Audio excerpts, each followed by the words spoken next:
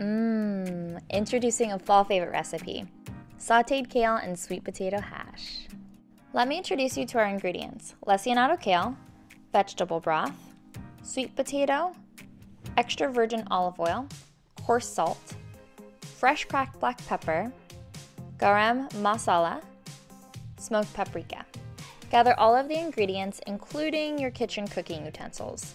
Then preheat your oven to 400 degrees Fahrenheit. Okay, so we need to wash and clean our kale. Even though we're using a flat leaf kale, also known as a dino kale, it still has grooves and dirt can get in there. So give it a really good wash. Then we'll destem it. To destem it, simply grab the base of the kale, pull upwards, pulling the leaf downwards. You'll see that it separates from the stem really quite easily. You can do this in one swooping motion.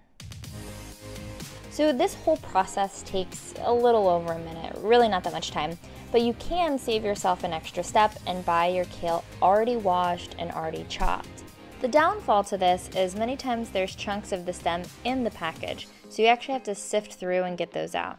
It's too fibrous for this recipe to use the stems. I suppose you could save your stems and use it for a soup or a dip, but I'm not doing that this time. So just discard them in your compost. Now for our potato. I have a really large sweet potato. You could also use a yam. And we are just going to peel off the skin. Now it's true the skin has extra potassium, but it's going to make the cooking process longer. Now I'm going to chop it into small chunks.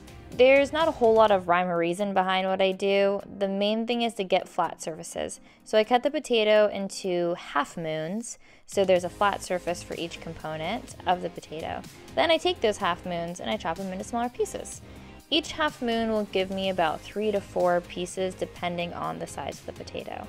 And voila, chopped potato. Now douse your potato in olive oil. About 2 tablespoons will be fine.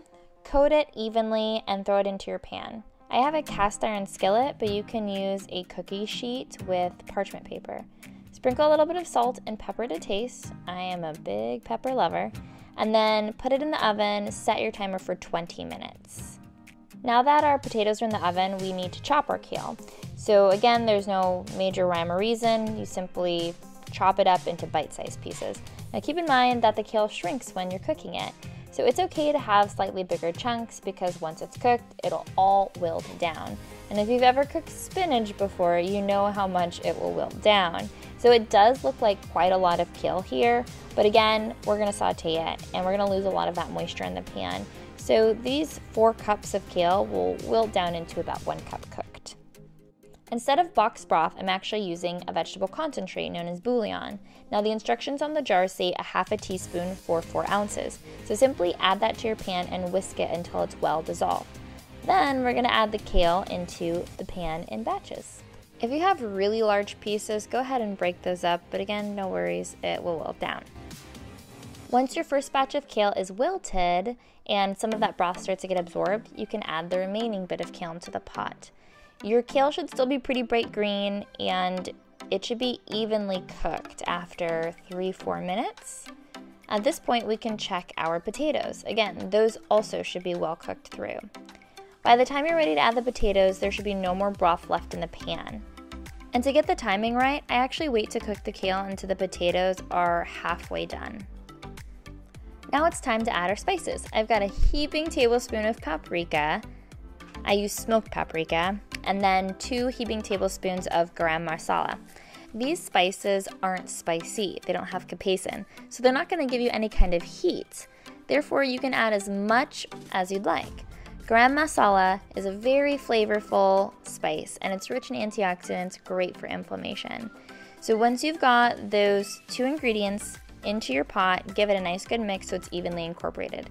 Turn down the heat so that the kale doesn't burn, and then you can add salt and pepper to taste. Voila! Sautéed kale and sweet potato hash. Enjoy!